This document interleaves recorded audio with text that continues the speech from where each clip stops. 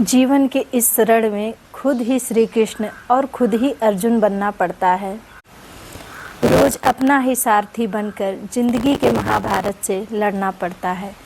Hello दोस्तों, नमस्ते। मैं नीतू सिंह आज एक छोटी सी कहानी सुना रही हूँ जो कि आपको जीवन में बहुत कुछ सिखाएगी। ये कहानी एक बिजनेसमैन की है जो कि अपने बिजनेस को लेकर बहुत ही परेशान रहता है और बहुत ही चिंतित रहता है कि कैसे उसका बिज़नेस ग्रो करेगा, कैसे उसका बिज़नेस आगे तक जाएगा। उसका बेटा उससे बार बार कहता है कि पिताजी मुझे भी बिज़नेस करने दीजिए और मैं बहुत अच्छे से कर लूँगा, लेकिन उसके पिता उसको बिज़नेस के लिए हाँ नहीं कहते हैं।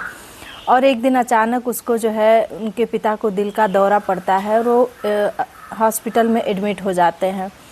बेटा हॉस्पिटल में रहता है और डॉक्टर से पूछता है। डॉक्टर बोलते हैं ठीक है, अब इनको कुछ आराम है और कुछ दिन में ही ये ठीक हो जाएंगे। बेटा हॉस्पिटल में अकेला पड़ता है, इसलिए वो अपने दोस्त को बुलाता है और बोलता है कि आजा हम लोग साथ में बैठते हैं, पिताजी की तबीयत नहीं ठीक है। उनका दोस्त हॉस्पिटल में आता है, कुछ देर वो लोग साथ में बैठते हैं, फिर अपने दोस्त से बोलता है चलो बाहर थोड़ा सा घूम के आते हैं। जब वो बाहर निकलता है तो देखता है आइसक्रीम बिक रही होती है और वो अपने फ्रेंड से बोलता है चलो आइसक्रीम खाते हैं।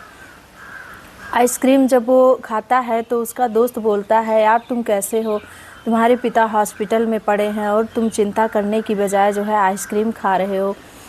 तो वो उनका बेटा बोलता है कि देखो मैं तुम्हें दो बात बताता हूँ, मैं कृष्ण भगवान का बहुत बड़ा भक्त हूँ और उनके बताए हुए मार्ग पर मैं चलता हूँ।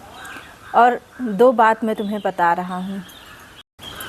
पहली बात कि मैं फल की इच्छा किए बिना कर्म करता हूँ और मुझे ये भी विश्वास है कि अगर मैं कर्म अच्छा कर रहा हूँ तो मुझे फल भी अच्छा ज़रूर मिलेगा।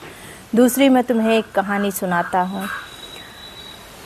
श्री कृष्ण जी की पत्नी जो है रुक्मिणी माँ, उनके पहला पुत्र जो होता है, जब वो पुत्र 10 साल का होता है तो उनका अपहरण हो जाता है और चूंकि माँ होने के नाते वो बहुत परेशान रहने लगती हैं, रोती हैं, बिलखती हैं और श्री कृष्ण जी से हमेशा कहती रहती हैं कि मेरा पुत्र कहीं से भी खोज के ला दो। श्री कृष्ण उन्हें समझाते हैं कि चिंता मत करो, तुम्हारा पुत्र जहाँ भी है वो अच्छे से है और अच्छे से जियो, खाओ पियो और रहो, मस्त रहो, चिंता ना करो।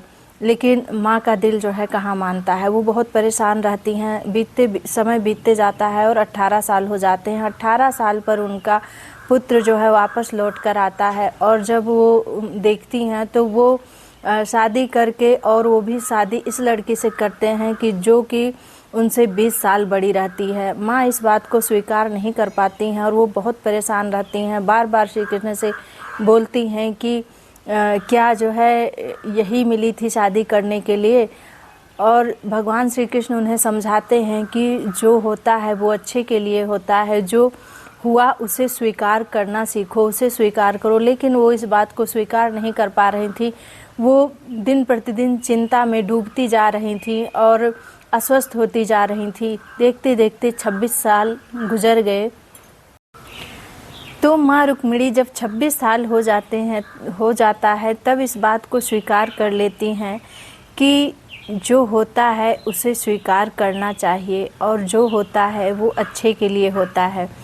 तो कहानी ख़त्म होते होते ही वो बालक बोलता है कि मैंने भी स्वीकार करना सीख लिया है।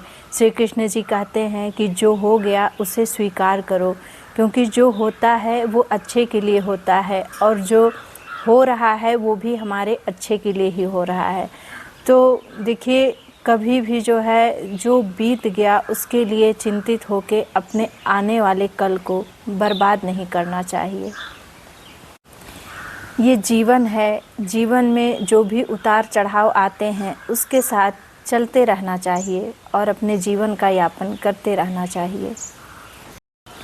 देखिए, जो बीत गया उसकी चिंता करके कभी भी अपने मन को उदास और निराश नहीं करना चाहिए, क्योंकि जब आप पीछे की बात को सोचते ही रहेंगे तो आगे जीवन में कुछ कर नहीं पाएंगे और ना ही कभी आगे बढ़ पाएंगे। तो ये छोटी सी कहानी हमें बहुत कुछ सिखाती है कि जो बीत गया उसकी चिंता ना करके हमें आने वाले कल की चिंता करना चाहिए। और फिर मैं वही कहना चाहूँगी कि अपनी सच्ची मेहनत और लगन के साथ दुनिया में कर दिखाओ कुछ ऐसा कि लोग करना चाहें आपके जैसा। अपने माता पिता और परिवार के प्रेम व आशीर्वाद के साथ, ईश्वर के आस्था और विश्वास के साथ।